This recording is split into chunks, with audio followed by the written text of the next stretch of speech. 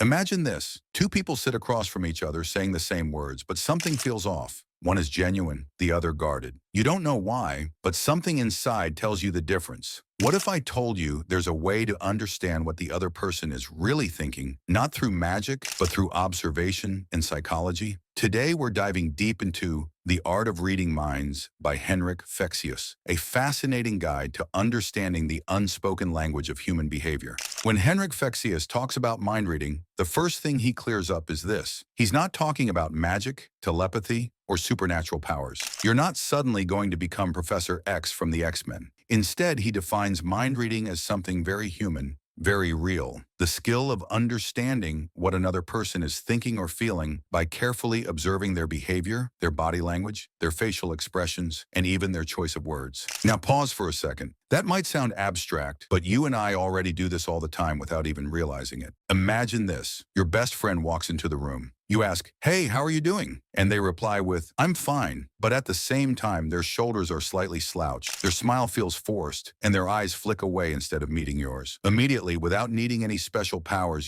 they're not fine. You sense sadness, maybe frustration, or maybe something's weighing on them. That moment where your gut tells you something is off is the simplest form of mind reading. What Fexeus teaches us in this book is how to develop and sharpen this natural ability. So it's no longer just a gut feeling. He shows us how to notice the small details, the pauses between words, the direction of someone's eyes when they're thinking, the way their body leans in or pulls away, so we can truly understand what's going on inside. And here's the key. Mind reading isn't about controlling people. It's not about tricking them into doing what you want. Instead, it's about becoming more aware, more empathetic. When you understand what someone really feels, even when they don't say it out loud, you build deeper, more meaningful connections. Think of it like this. Imagine being able to walk into a room and instantly sense who's nervous, who's confident, who's bored, and who's genuinely excited. Imagine being able to pick up on the unspoken cues in a conversation so you can respond in the right way. That's what Fexeus means by mind reading. It's awareness, heightened awareness. Now, before you can even begin to read someone's mind in this way, there's one thing you absolutely need: rapport. Rapport, as Fexeus describes it, is that invisible bridge of trust and comfort that forms between two people. It's the feeling you get when you meet someone new, and for some reason,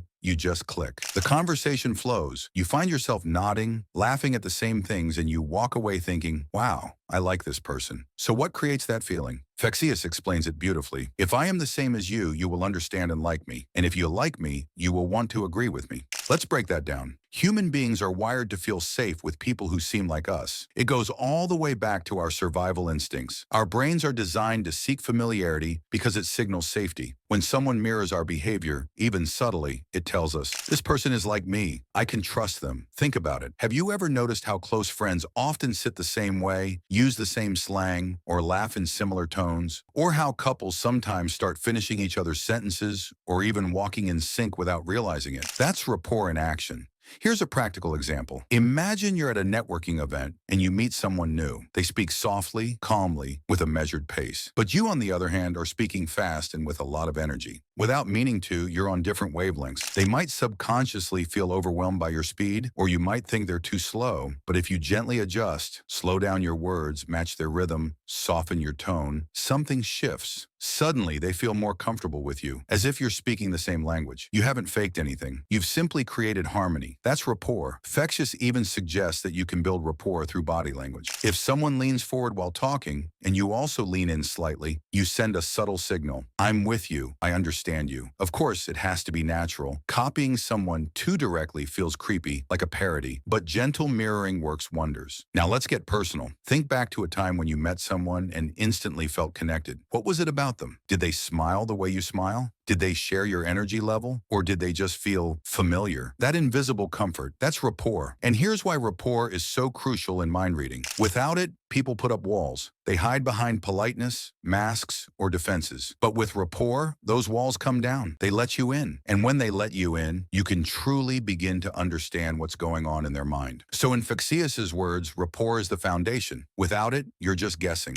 With it, you have a doorway into genuine understanding. Here's a truth. Words can lie, but the body rarely does. Most of our communication is nonverbal. Our gestures, posture, micro-expressions, and even the way we breathe. For example, someone might say, "I'm confident about this project," but if their shoulders slump, their arms are crossed, and their tone is shaky, you instantly know they're uncertain. Fexeus teaches us to notice these mismatches. The body often whispers the truth before the words catch up. Have you ever noticed how people's eyes move when they're thinking? Fexeus explains that eye movements give away what's happening in the brain. Looking up usually means visualizing images. Looking sideways often means recalling sounds. Looking down can signal inner dialogue or emotions. So if someone is recalling a memory but their eyes dart upward, as if they're imagining instead of remembering, that can be a subtle clue they're not telling the whole truth. It's not just what people say, it's how they say it. The pitch, speed, and rhythm of the voice often reveal true emotions. Think about a friend who insists they're not upset, but their voice suddenly cracks, or someone claiming confidence while speaking unusually fast. The voice betrays the emotion long before the words do. One of Fexeus's most practical techniques is cold reading. This is when you make broad but carefully phrased statements that feel incredibly personal. For example, you've been under stress recently, but you've found ways to handle it better than most people give you credit for. It sounds specific, but nearly anyone can relate to it. Cold reading works because people naturally fill in the blanks and reveal more about themselves. Humans are wired to feel comfortable with people who are similar to them. By mirroring someone's body language, gestures, or tone, you send a subconscious signal. I am like you. Fexeus warns, though, it must be subtle. Copying someone too obviously feels fake. Done gently, mirroring creates trust. And from there, you can even lead, shifting your behavior so they unconsciously follow. According to Fexeus, emotions are universal. No matter where you go in the world, facial expressions for joy, sadness, anger, fear, disgust, contempt, and surprise are the same. By learning to spot micro-expressions, those lightning-fast flashes of emotion, we can catch what people try to hide. For example, someone may smile politely, but for a fraction of a second, their face flashes anger. That's the real emotion. Our conscious mind filters words, but our subconscious doesn't. That's why suggestion is powerful. When you say, "Imagine how relaxed you'll feel," the subconscious hears it as if it's already happening. A small shift in phrasing can guide someone's emotions without them even realizing it. Fexeus introduces anchoring, a psychological tool where a specific gesture, sound, or word becomes linked with an emotional state. For example, imagine every time you're happy, you touch your wrist. Over time, that gesture alone can trigger the same feeling of happiness again, like pressing a mental play button for emotions. This can be used positively to recall confidence, calmness, or joy whenever needed. Fexeus himself has performed mind-reading demonstrations that look magical, but he makes it clear it's not magic. It's observation, suggestion, and psychological techniques combined. Watching someone gasp as he reads their mind is impressive, but his real goal is to show us how powerful these tools can be when used in everyday life, not just on stage. Here's the final and perhaps most important lesson. These tools must be used ethically. Mind reading isn't about manipulation or control. It's about empathy, understanding others so we can connect better, resolve conflicts, and strengthen relationships. As Fexeus reminds us, with great insight comes great responsibility. So what's the real gift of the art of reading minds? It's not about tricking people, and it's definitely not about controlling them. Instead, it's about sharpening your awareness, learning to notice the little details that most of us overlook every single day. The slight pause in someone's voice when they say they're okay, the tiny flicker in their eyes when a certain topic comes up, the way their shoulders drop when they finally feel safe. These are the signals that reveal the truth beneath the words. And when you start noticing these things, the world opens up in a whole new way. Suddenly, conversations aren't just about what's being said, they're about what's really being felt.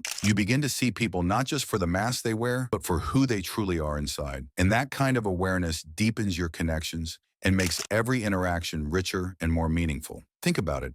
How many times in your own life have you wished someone would really see you? Not just your words, but your emotions, your energy, the things you couldn't quite say out loud? That's the gift of mind reading. It's not about having superpowers. It's about being fully present with others in a way that makes them feel understood, valued, and seen. If this summary sparked your curiosity, I'd love for you to like, subscribe, and share this video with someone who's fascinated by human behavior, just like you are. And let me leave you with a question. What's one subtle human behavior you've noticed recently that revealed more than words ever could? Maybe it was the way a friend sighed before saying they were fine, or the way a stranger smiled that told you they were lonely. Drop it in the comments. I'd really love to hear your thoughts because your stories might inspire someone else watching this video too. And remember this, true mind reading isn't about knowing every single thought running through someone's head. That's impossible. Instead, it's about listening more deeply. Listening not just to the words they choose, but to the pauses between them, to the rhythm of their breathing, to the way their eyes light up or dim when a subject is brought up. It's about tuning into the heart, the body,